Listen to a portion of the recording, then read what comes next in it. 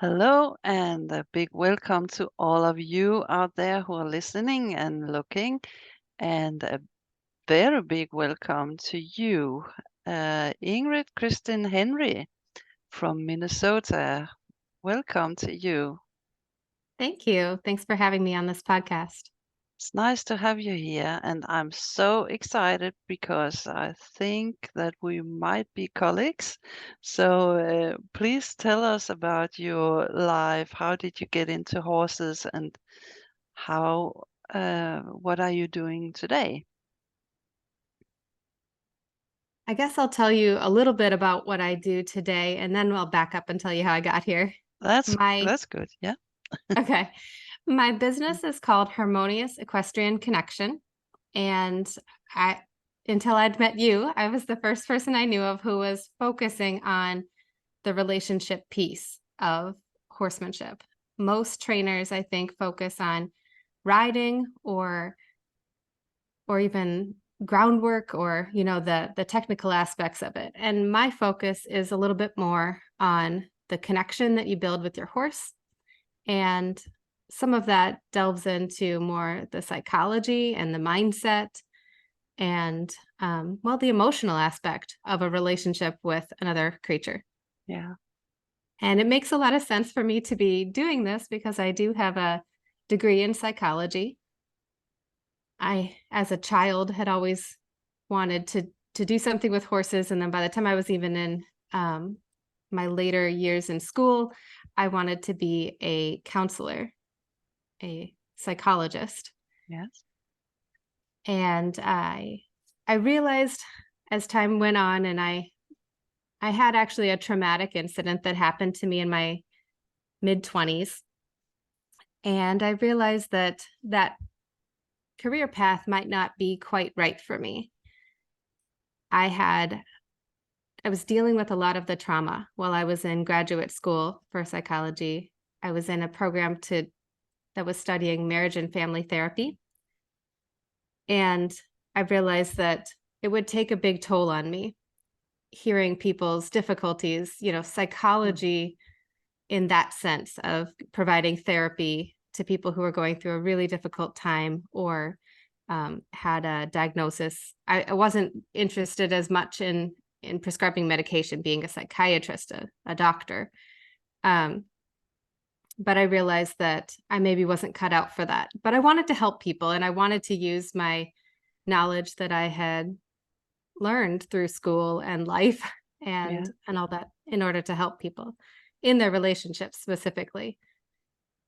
But it took me a long time to find this path. I turned 40 this year, and I just started my business. So in the meantime, I did all kinds of other things. I Okay. was a mentoring coordinator for a youth mentor program for, I think, 7 or 8 years. So I would match adult volunteers with children in need of a role model, and they would get together, and I would kind of supervise that relationship and give them ideas of things to do together or ways to work out any conflict that came up or that sort of thing. So I have a lot of experience in relationship coaching in that sense. And then for the last 8 years, I've been working for a saddle shop that sells equestrian tack and supplies. So I have that experience as well. Okay. Yeah. But I was just trying to find my way, trying to figure out what I was meant to do and how best to go about it. That's fantastic. Do you have horses yourself? I do. I have one. I Yeah. lost my 27-year-old mare last fall. Okay. But I have a 4-year-old Frisian Oldenburg mare that I have Hmm. had since she was a foal. So I met her when she was like 5 weeks old. Yeah. That's So great.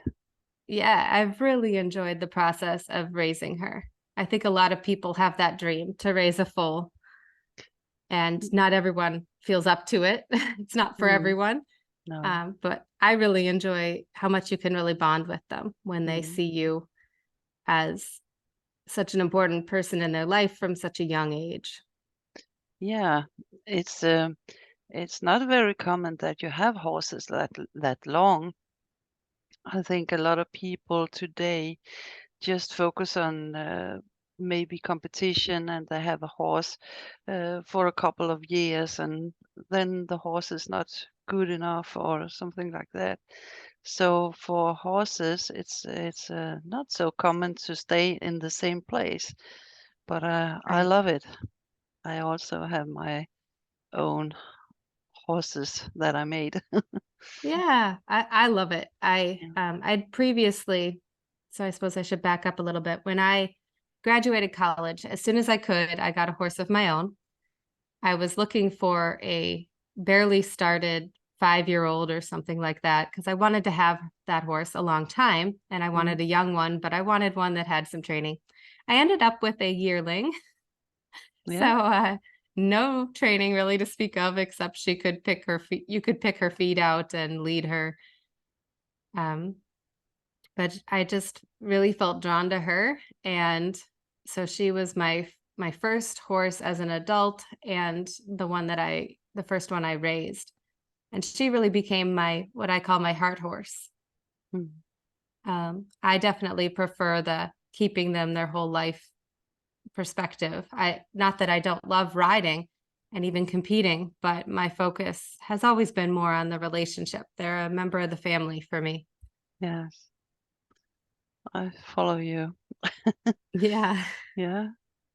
So, well, what kind of things do you do with your customers? Are you online, or is it one to one, or how do you do it? Yeah, it's a bit of both. So I offer my customers the option if they are nearby and local. I am happy to travel to them and spend time in person with them Mhm. and their horse. That and even that experience can look different depending on what their goals are. So I had a client recently who's a competitive rider and trainer, a professional in her own right, and she had just bought a new horse and she wanted a little bit of help, developing that relationship with him. Yeah. So I would meet with her, be there while she was tacking him up. If I felt that the horse was trying to communicate something to her, I might kind of say something about that. This particular person already had a really good sense of horses and was listening, but she did have one thing that she mentioned. She was nervous every time she got off of him. And she's like, I don't understand why I'm doing this because I wasn't scared. The ride went fine. And I helped her to realize in the first phone call, actually, before I'd even met the horse, that she was just feeling the pressure of being a professional, having a new horse, having bought him from a local professional. She felt like she needed to measure up. And as soon as she identified that anxiety or concern in herself, she no longer felt it. Every time Mm. she got off her horse after that, she was good with it, like realizing she was getting to know her new horse, and that's okay. And she didn't feel the pressure anymore. But I still helped her with some aspects of groundwork and riding to help her build her relationship with that horse and also a rescue horse that she'd had for a little while who had been a bit standoffish, if that makes sense. It was not as friendly. Mm. And I think that horse had just had not very great experiences with people. She Wow. was not aggressive in any way, but she was not as outgoing or comfortable. And they were able to develop a better connection through some groundwork exercises to Mm. supple the horse and relax the horse and um, that sort of thing. Yeah. And what I can feel as you tell here, that it was a pressure from outside for her, and I Mhm. feel many times my customers that is pressure from performing, and what are other people thinking of me. I have been a rider for so many years, and this is difficult. It's not going that fast that I wanted to. And I think often you meet that with your customers. Mhm. Yes, definitely. There's a lot of pressures on us that Well, sometimes we put on ourselves, and Yes. sometimes it's actually from our outside world. So I also have another customer that I just meet with virtually, even though she is local. So we do a Zoom call like this and talk through her struggles with her barn and her horse. And I believe she actually has a good connection with her horse. It's more the people that she's struggling with. Yes. The pressures from a competitive dressage barn and the trainers that want her to ride better, even the friends that sometimes are trying to be supportive, but actually are maybe coming across as critical or judgmental. Mm. So any of that can be pressures that we feel on the outside that can affect who we are and how we are with our horses. Yes, definitely. So I offer that sort of coaching as well. And that can be done remotely with anyone, anywhere, Yes. even You without can, meeting the horse. Yeah. yeah. Yeah, you can meet people all over the world with Zoom. That's fantastic thing. I love it. And it's almost like being there, like you and me now. Yeah. Yeah. Do you do that work internationally as well? Yes, I do. Yeah. That's awesome. Yes. And I think that the horse is people's mirror. So you have to Yes. start with yourself first. And also, as you said, that it can just come. It doesn't have to be people outside. It could be your own thoughts that you are not performing like you want to, and you have a stressed uh, daily work and family and everything. And when you come to the horse, it's, oh, I just have to feel good, but you don't because you Right. feel the pressure. You have to ride and you have to do this, and otherwise the horse is not feeling good. But I think that the horse is not begging you to ride it. Mm-hmm. Or I what do you agree. think? Yeah, they're so sensitive to how Mm, we're feeling and the energy that we're putting off. If it's nervous energy or if it's stressed, mm, I think sometimes they might actually give us some signals that are like, "No, thanks. Please yeah, don't ride me." that's right. Um, because they don't appreciate that energy. As herd animals and prey animals, they appreciate most when people are able to be calm and confident with them. Mm, So it's best if we can leave those anxieties or stressors, at home, not bring them with us to the barn. But yes, they also see it. And I think one of the things that people have been taught is to hide it from yes, horses because they know yes, the horse is exactly. sensitive and will pick up on their fear or Mm. whatever. And it doesn't work. Horses No, are too sensitive. They know they you can know. hide. The first thing you come in the stable, they know.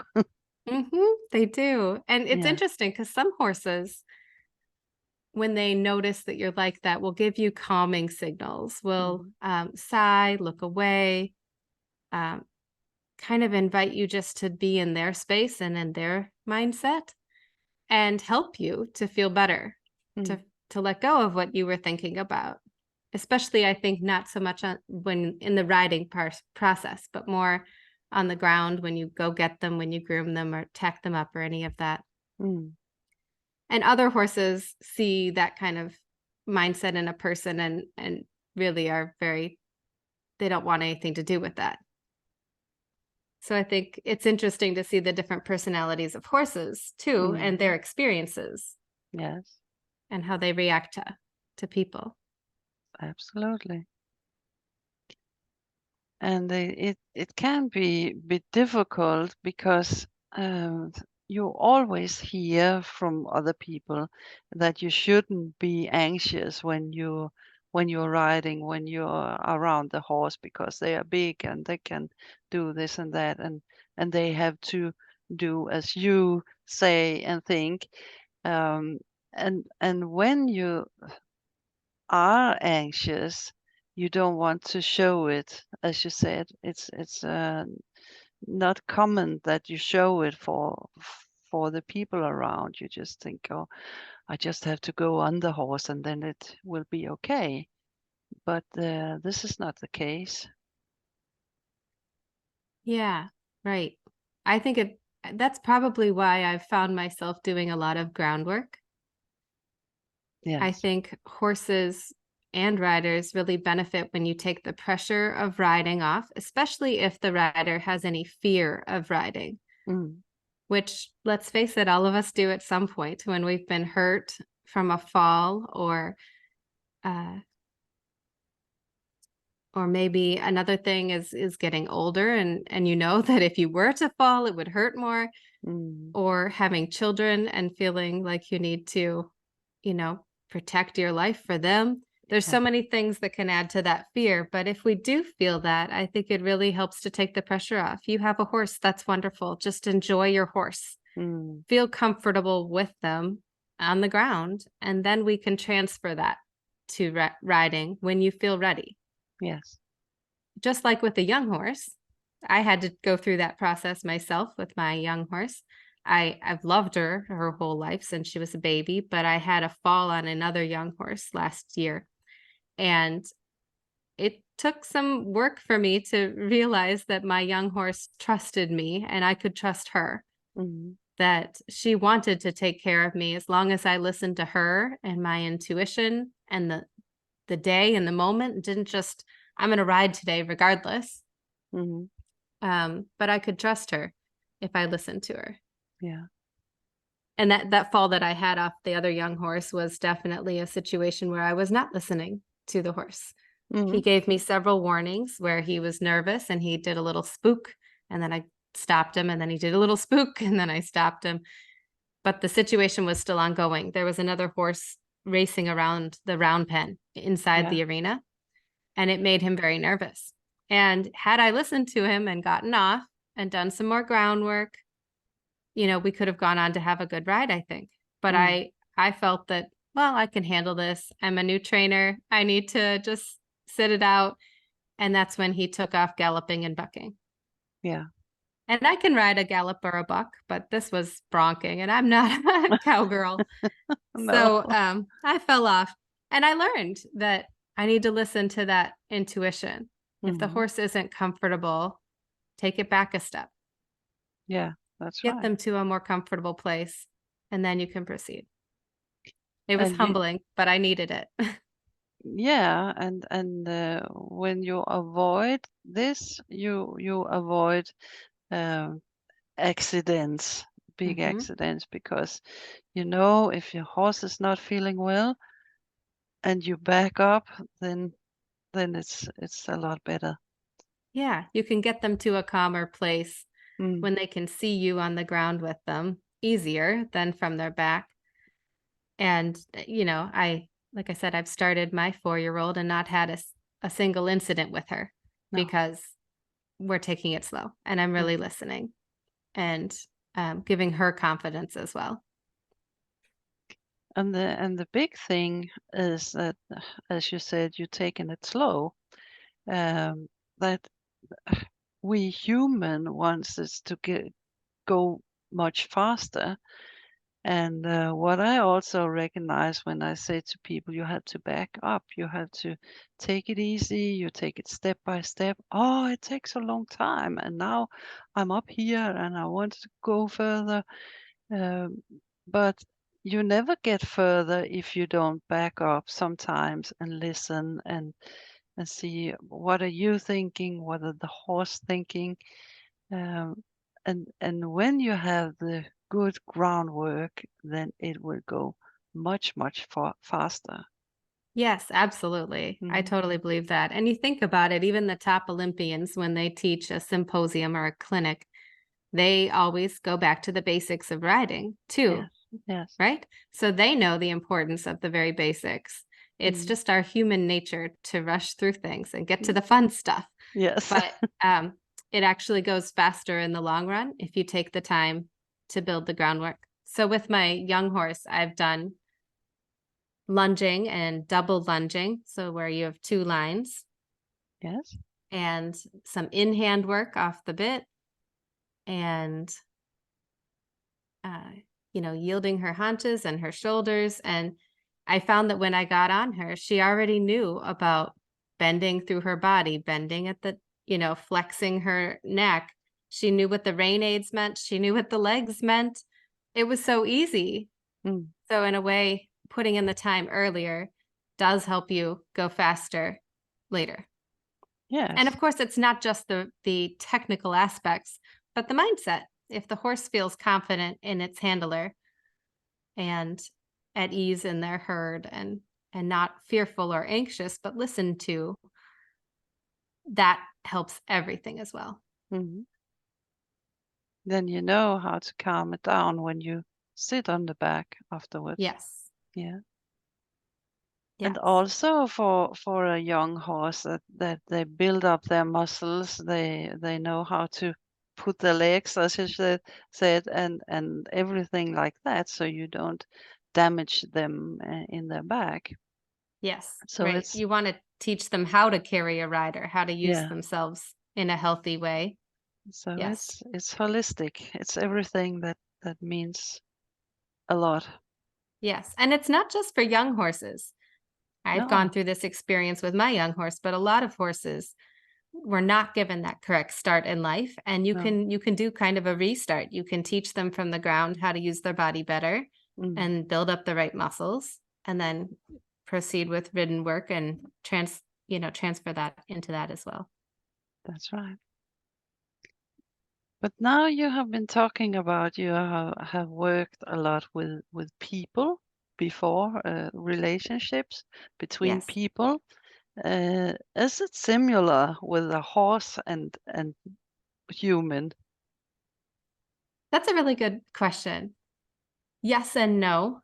Horses are certainly unique in some ways. I believe they have the same emotional capacity that we do, but they have some different priorities or needs. For instance, humans, I think, are a little more independent.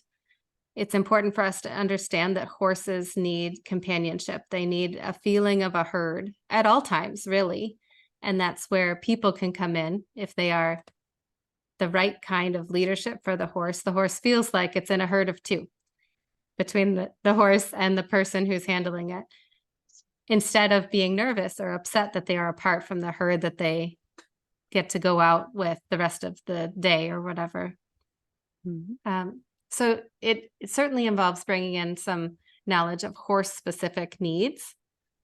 But I do find that when people have challenges with their horse, sometimes those same things are seen in other relationships in their life. For instance, you might have a person who doesn't have very good boundaries with their horse and they let the horse kind of walk all over them. They might Yeah. also do that with people in their life.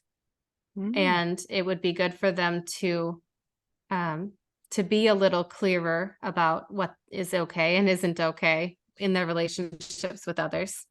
On the other hand, sometimes you have a situation where maybe there's some fear with horses and riding, and yet in another area of their life, they're very confident, maybe their workplace. And there they can make decisions quickly. They can stand up for their needs. They can be a much stronger, more confident person. So sometimes I find that we find an area of their life that they are a different person in and try to translate that into their relationship with their horse. If it's mhm. in a good way, of course, but Yeah. that confidence might be something we could borrow in their horsemanship journey. Mhm. Like an act what you call it, actress that performing and you put on a mask somehow Yeah. and go back to this person that is confident.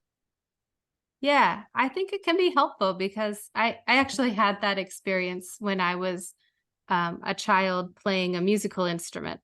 My Mhm. instructor asked me, is there an area of your life that you can compete and not get nervous?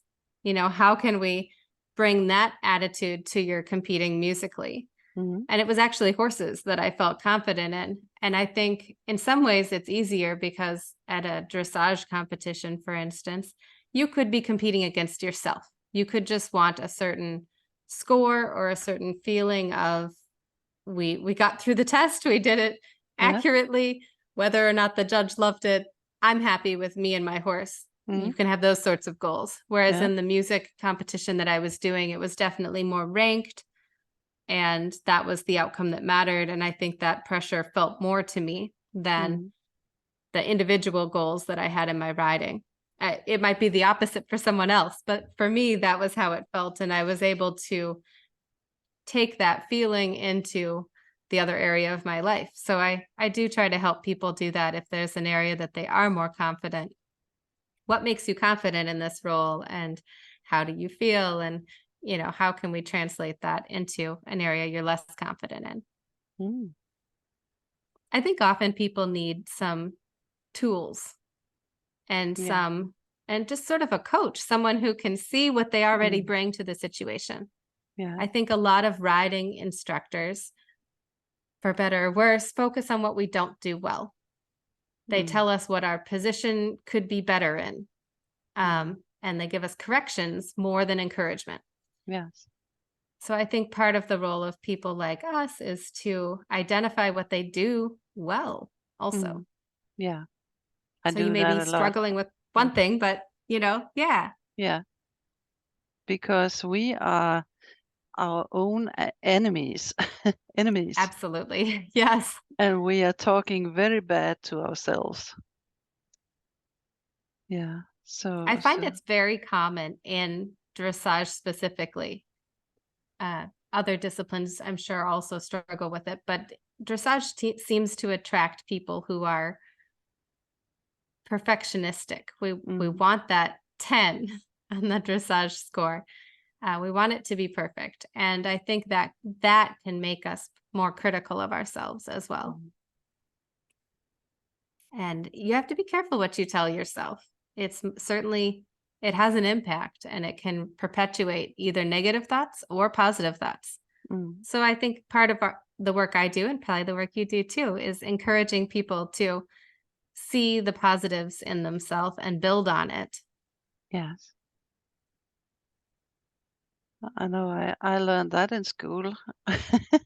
Well, we have some things we were doing, and one group they got just negative and all the fault they were doing, and the other group was being encouraging to do things, and the last group was doing much better than the other one. So it's we are very bad to ourselves in that way. Yeah. And I sometimes I wonder how much of that is the instructors that we have, maybe at a young age, not knowing, Mm. not to blame them, but they tell us what we do wrong, and we ingrain Yeah. what we do wrong Mm. instead of what we do right. Yeah. So I sort of wish that there was a bit of a trend in teaching towards more building on the positive. Mm. There is that movement with horses and dogs in terms of positive reinforcement training or clicker Yeah. training. I feel like people would benefit from something similar That's right. where you build on the positives. Obviously, I'm not saying you should ignore the things you could do better, but if you feel like you have something positive you're bringing to a situation, it's easier to believe that you can improve on Mm. the things that you want to. Yes. You are raised with when you are a little kid, they are always so nice to you until you are walking by yourself. Then they're starting, no, don't do that, don't do that, don't do that. So we have it from we're children. Yeah, yeah. Well, and I think one of my principles is to try not to say no Hmm. to people, horses, dogs. Uh, it's not that you never can. You can certainly go, not that way. But it's better to direct towards what you want them to do, Mm. because even toddlers research has shown don't understand, don't. No. Do not. They don't understand not, No. they kind of understand do this, Yeah. and it's hard for them to understand that do not do this. So it's better for us in our interactions with others to tell them what we do want them to do. So if Mm. you have a dog who likes to jump up, rather than saying, no, don't do that, it's Mm. better to say, sit. Let's keep the paws on the ground. Yeah. Let's do this other thing. And I think the same principles apply for horses and, to some extent with people as well. Yes, because if you say no to a horse, it wouldn't understand because you say no and it is thinking, what should I do then? Right. Because you haven't told it what to do, just what not to do. Yes. And I think sometimes the same thing happens, like I said, in lessons that people get as riders, or, they get told, don't turn your ankles out Mm. or your toes down or whatever it is, their position.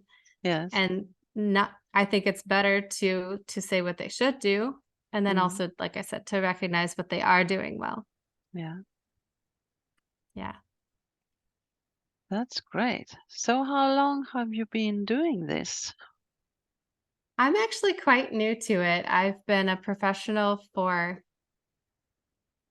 about a year and a half. Mm-hmm. So not terribly long, but like I said, I feel that my whole life has kind of led me up to this point Yeah. between the psychology degree and the coaching of relationships. Um, I've done a lot of things and raising of 2 horses and several dogs, that have taught me how to teach and how to coach and how to help others in their mindset. I've also had to work through a lot in myself. As I mentioned, I had that traumatic, it was actually a car crash, and I had to work through all that brought up for me. Mm-hmm. And of course, I think all of us, as we go through our horse journey, are bound to sooner or later experience some pain and hurt and some fear as well. Yeah. So I think all of that informs, what we do and helps us to be empathic and compassionate when people are struggling or horses are struggling in their relationship with each other. Mm. The mare that I had that I described as my heart horse, I certainly always loved her, but she was a very dominant mare and very opinionated. Like, I had a friend who rode her and she was just blown away by how much this mare questioned everything. Like, trot? Do I have to trot? Why should I trot? That's kind of the feeling you get from this horse because it was a little bit who she was in her personality. And then I think also some of the ways I handled her in her early ridden work. She was my first young horse that I had started. So I was like, walking slow is good. I feel safe with us walking slow and trotting slow. And, everything was very relaxed. And so later, as I moved up and progressed and we got to where you need more thrust and energy in dressage work, she felt that it was unfair. She said she felt that it was like, wait, I thought you wanted slow. I like slow. Can we keep it slow? This is too hard. Yeah. So it was a challenge to learn to deal with her challenging nature and I didn't call it laziness. I had to learn to call it energy efficient. Mm. So it wasn't that who she was just slow and sticky and difficult, but it was more that she didn't want to expend energy she didn't need to. No. So I think reframing how we think about our horses can also really help our relationship with them. Instead of thinking of them in terms that are negative to us, more of a neutral term that helps us understand who they are and still give them room to grow. Yeah. Like not shaming them or or thinking that's just who they are, they're never going to get better, but thinking, this is where we start with and we're going to get to better. So eventually I learned to be more intentional with her and and set the intention instead of reactive. When I'd ask her for something and she'd fight back a little, she was never dangerous, but she would just, "Oh, no, I don't want to." And then we'd get into a little, frustration match. Mm-hmm. And it's not helpful, right? That doesn't No. get me anywhere. So I learned not to get frustrated, to ask again. And suddenly I had a horse I could work with, because now I wasn't upset by her challenging me. I didn't take that personally. I wasn't frustrated by it. It took me a while, but I did eventually learn to control my emotions in a way that she felt she could trust me. Yeah. And I think she spent much of her life fighting back. Like, she loved me, but at the same time was like, "I don't trust you. You might get mad. You might get frustrated. You might." Yeah. And so she kind of taught me not to be that emotional in my Mm. riding, and to be a safer person for horses to be around. Yeah. And sometimes when the horses go slow, it's they are asking, "What do you want?" Uh, Yes. and they're, as you said, they're not lazy, but they want to know what to do, not yeah, not the whip or the spurs or something like that, but finding the way to ask the right question. Yes, I absolutely, I agree. And I Hmm. think because she was my first horse starting, like, I didn't understand all that at the time. And so I anyway, I think she taught me a lot of working with different horses, because Mm. she was a lot of horses in one. I would take her to a horse show and suddenly she wasn't lazy at all anymore. She was very forward, kind of touchy, like, "Don't have to ask so hard." When I'd go into a canter and we'd have a little buck. Anyway, so I had to learn to ride a very different horse when I took her to a horse show. Yeah. And so she was kind of all horses in one for me. She could be sensitive, she could be insensitive, she could be forward, she could be slow, so she was a great Mm. teacher. I unfortunately lost her when she was 14 to a fluke thing. She had apparently a ruptured esophagus, but it showed by she stopped eating and had a fever. And anyway, it was a big ordeal, and it was very sad to lose her Mhm. so young. I thought she would live to be 30 or something, but Yeah. she did not. But I'm very thankful to her for teaching me so much about horses Mm. and life. Yeah, And that's the difficult horses that you learn from.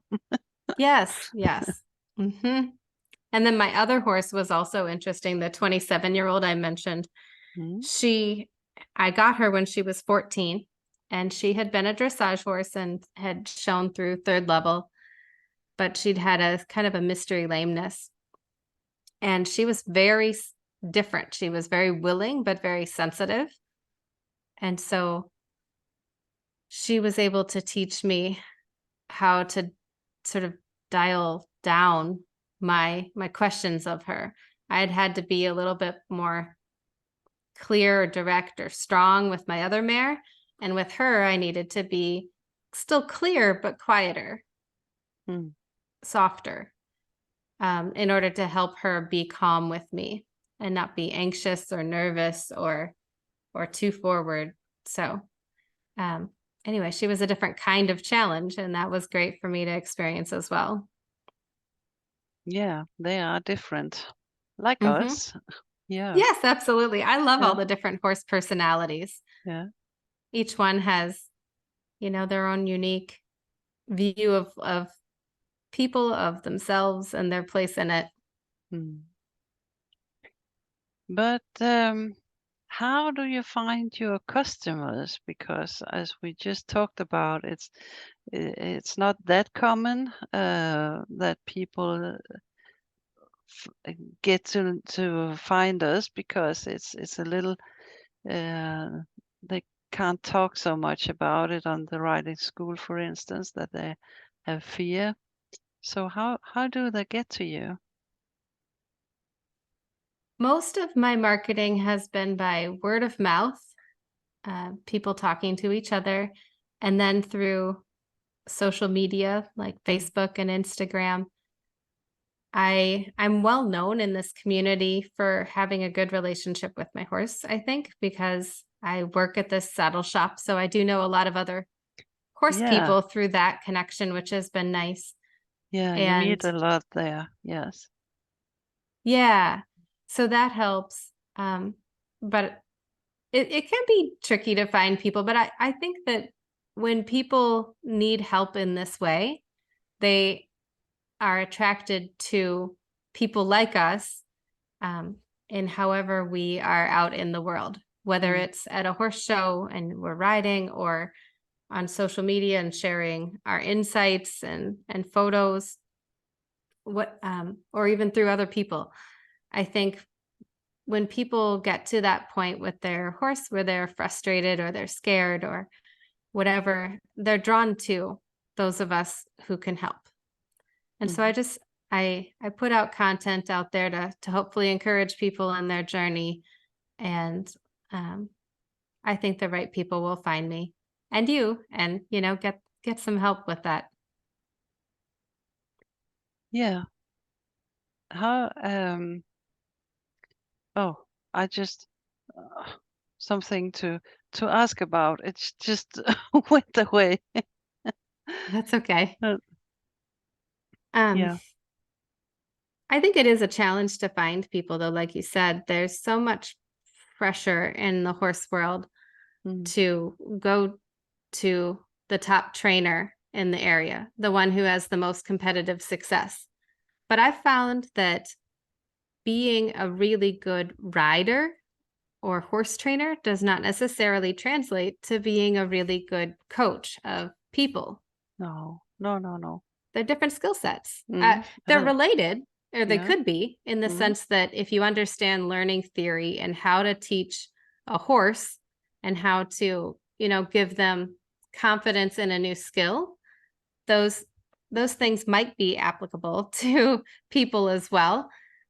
If you're able with horses to stay calm and clear and focused and incremental in your approach, all those things may also help with people, but it might not translate, right? There are a lot of people who, when they're working with people, get distracted or bogged down by the complexity of humans, right? All of our emotions and our thoughts, we can overthink and overfeel.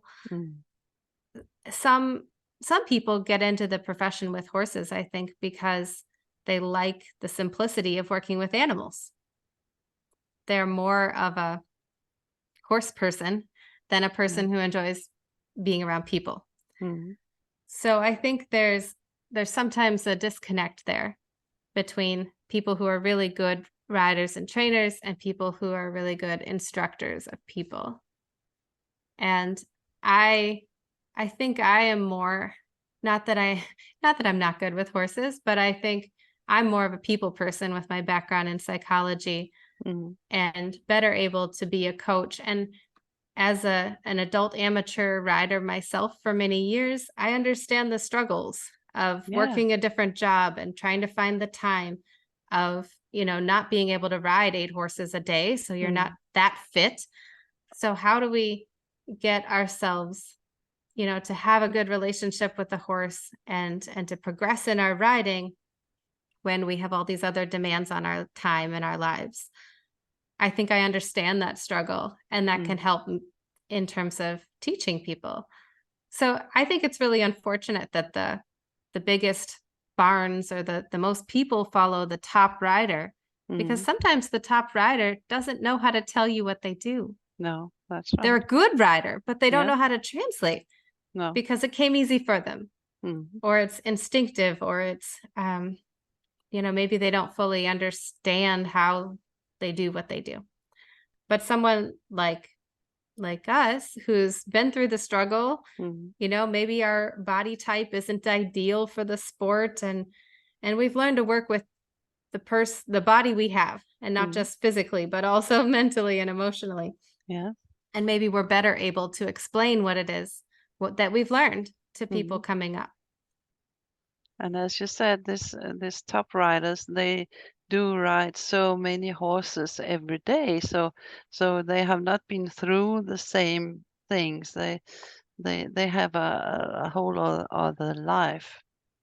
And I think sometimes too, maybe Mm, there's a disconnect where they don't understand.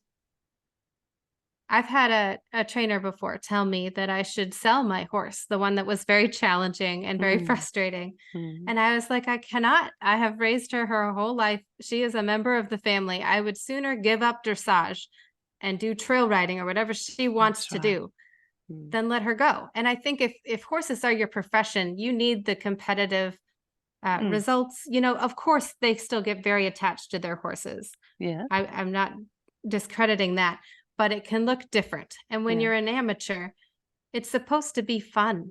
Mm, And if your priority is your relationship with your horse, your trainer might not understand that. mm. But I do, because once a horse comes in my life, it's here forever. That's That's how right. I am. Yeah, And so I that's get right. that in other people. Mhm.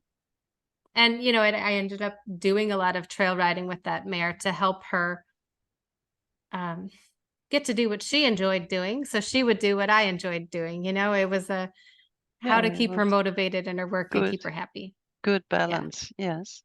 Yeah. Yeah. And it totally worked out. And I'm really glad I didn't give up on her or sell her. Or, I'm glad I Mhm. didn't.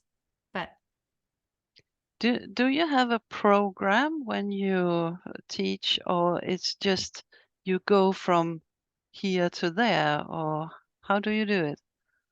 it's a good question. So it's very an individualized approach. Mm, So I find out in the first call with a new client what their goals are, what their struggles are, what they've tried already to work on the situation, whether they're interested in more of a remote approach or more in person.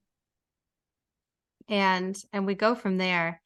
I do offer a 4-week or a 12-week program so that people can, get a taste of it. And if it's helping, do more, or if they're really committed to change, commit to a longer process.